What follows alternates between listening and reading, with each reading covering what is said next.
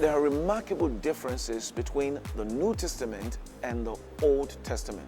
It's amazing how so many people, even though they are born again and supposed to live in the New Testament, are still living in the Old Testament.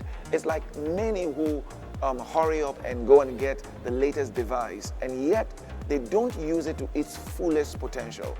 They use it like they use the old one. But this is a New Testament with new capacities and with new abilities. Discover in today's Rhapsody Realities some of the great benefits that we have in Christ Jesus. Now, are you yet to become a partner with Rhapsody Realities? I want you to join me, help me reach 20 million people with the Rhapsody of Realities. Click on the link today. Have a great day.